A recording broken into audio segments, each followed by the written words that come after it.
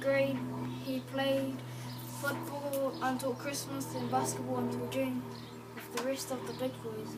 Anybody had a chance to be the fastest runner, and by Miss Bessie this year it was going to be Jesse Oliver Herons Jr. Jess pumped his arms harder and bent his head for the distance fence. He could hear the third grade boys screaming him on. They would follow him around like a country music star, and Maybelle would pop her buttons.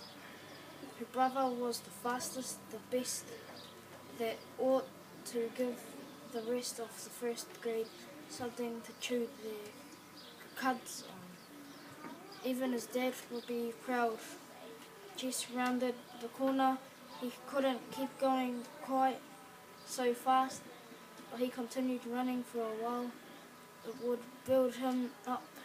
Maybelle would tell Daddy, so it wouldn't look as though he, Jess, was a bragger.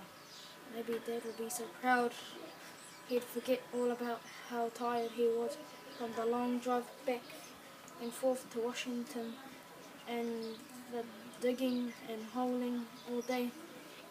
He would get right down on the floor and wrestle the way they used to.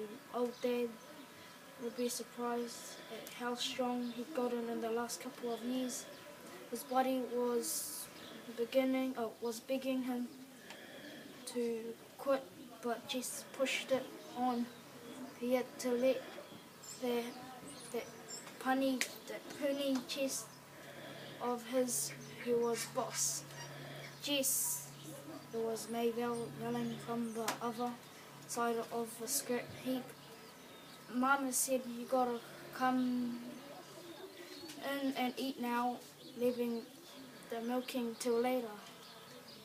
I'll leave the milking till later. Oh, crud. He'd run too long. Now everyone would know he'd been out and start in on him. Yeah, okay, he turned, still running, and headed for the scrap heap. Without breaking his rhythm, he climbed over the fence, scrambled across the scrap heap, thumped Maybelle on the head, ow, and trotted onto the house. Well, look at the big Olympic star, said Ellie, banging 2 cups on the table so that the strong black coffee sloshed out.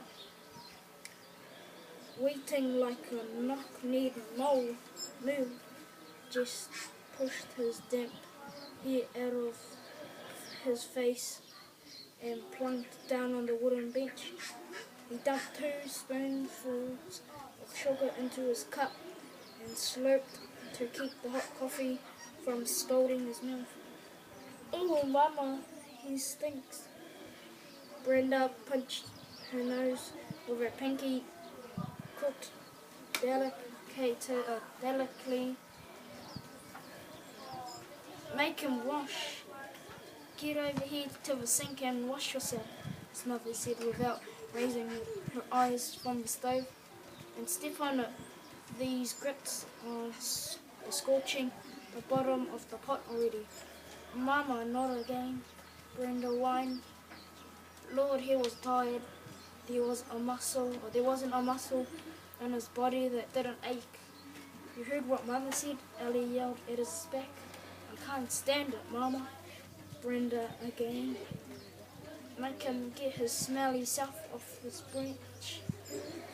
Jess pulled his cheek down on the bare wood of the tabletop. Jessie, his mother was looking now, and put on his shirt.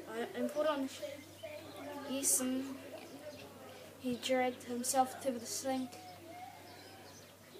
The water he flipped on his face and up his arms prickled like ice. His hot skin poured under the cold drops. Maybelle was standing in the kitchen door watching him.